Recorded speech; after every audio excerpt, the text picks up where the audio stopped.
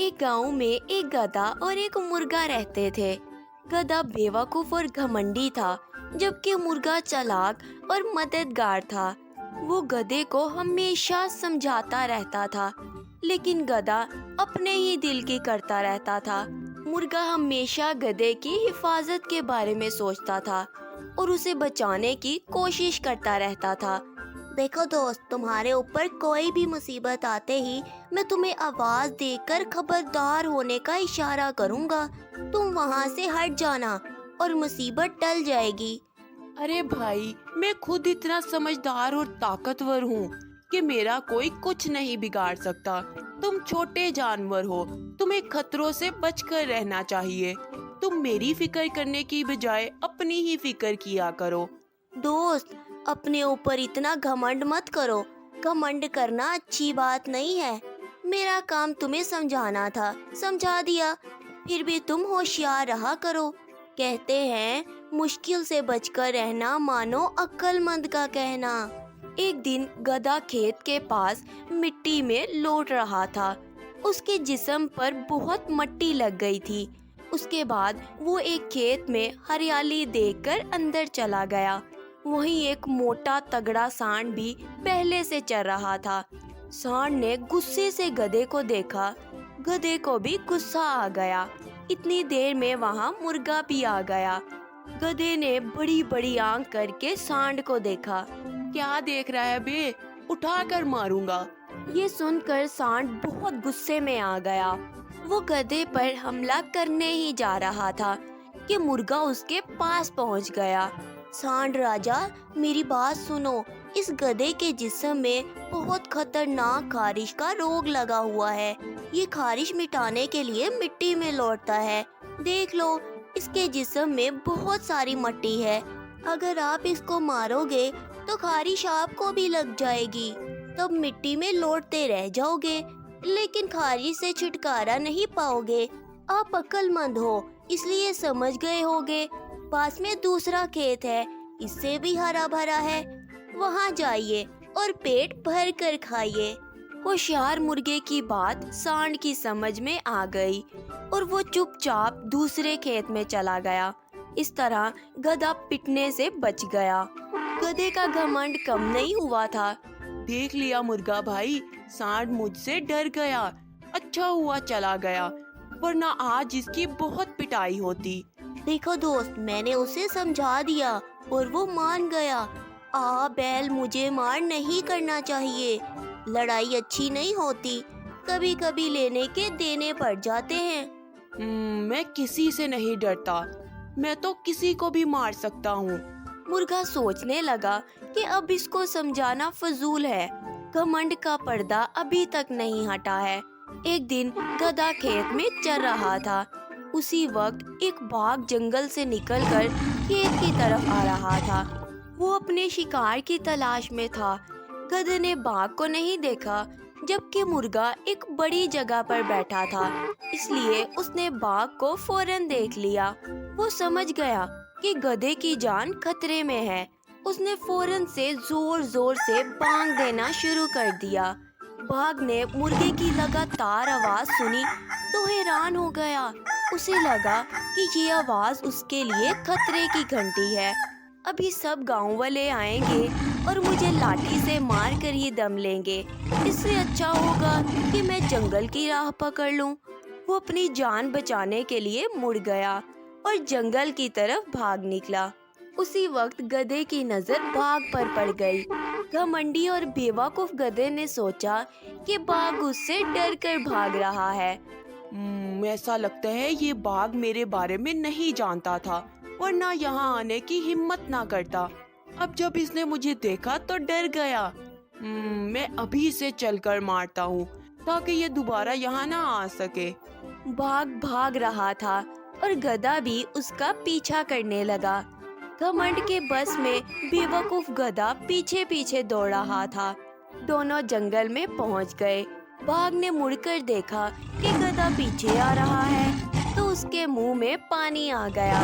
اسے لگا کہ میں شکار کی تلاش میں گیا تھا، یہاں خود شکار میرے پاس دوڑا چلا آ رہا ہے۔ یہ تو قسمت کی بات ہے۔ वो मुड़ा और उसने गधे पर वार कर दिया। गधे का घमंड चूर हो गया और वो भी नीचे गिर पड़ा। उसकी बेवकूफी और घमंड की वजह से बाघ ने उसे मारा और खा गया। इस कहानी से हमें ये सबक मिलता है कि खतरे से दूर रहना चाहिए और समझदार लोगों की राय माननी चाहिए और कभी भी घमंड नहीं करना चाहिए।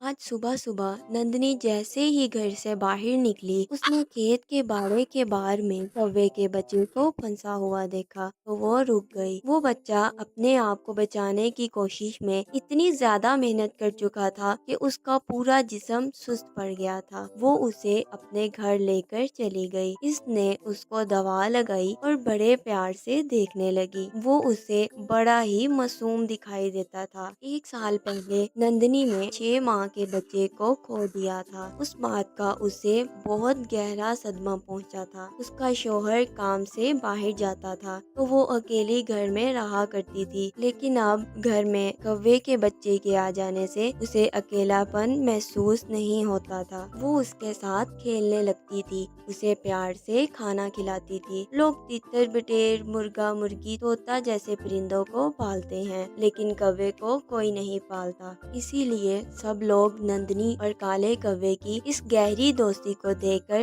दांतों तले उंगलियां दबाते थे। नंदनी को उस बच्चे में सारी खूबियां नजर आती थी। वो उसे टीटू कहकर बुलाती थी। टीटू सुबह सुबह अपनी दोस्त नंदनी को जगाने का काम भी करता था। वो हमेशा उसके आसपास ही रहता था। वो नंदनी का इशारा बिना कहे ही समझ लेता था। वो कभी भी नंदनी से दूर नहीं जाता था। नंदनी को ऐसा लगने लगा था कि उस कौवे से उसका कोई पुराना रिश्ता है। दोनों की दोस्ती पक्की हो गई। एक दिन नंदनी टीटू के साथ गांव की तरफ जा रही थी। उसी वक्त अचानक टीटू हवा में उड़कर नंदनी को रोकने लगा। नंदनी बहुत परेशान हो गई। वो आगे बढ़ने की कोशिश करती, लेकिन टीटू उसे रोक देता। उसके बाद नंदनी ने जैसे ही आगे नजर डाली तो उसके होश उड़ गए। उसके आगे नाग नागिन का जोड़ा रास्ते में ही था। टीटू ने उस खतरे को भांप लिया था, इसलिए वो अपनी दोस्त की हिफाजत करने की कोशिश कर रहा था। उसी वक्त नागिन आगे बढ़कर नंदनी के पास आने लगी। टीटू उस पर हमला करने लगा। नागिन भागने पर मजबूर हो गई। मेरा प्यारा टीटू, तू सिर्फ मेरा प्यारा दोस्त ही नहीं है, बल्कि तू मेरी हिफाजत भी करता है। मुझे छोड़कर कभी नहीं जाना। टीटू ने भी बड़े प्यार से नंदनी की तरफ देखा और हामी में इशारा किया। एक दिन नंदनी जंगल की तरफ जा रही थी। अचानक टीटू ने फिर उसे रोकना शुरू कर दिया। टीटू, क्या हुआ? अब क्यों रोक रहे हो? रास्ते पर ही तो चल रही हूँ। रास्ते में कुछ भी खतरा नहीं है। टीटू ने उड़कर रास्ते की कुछ पत्तियां हटाई। नीचे का मंजर देखकर नंदनी को चक्कर आ गया।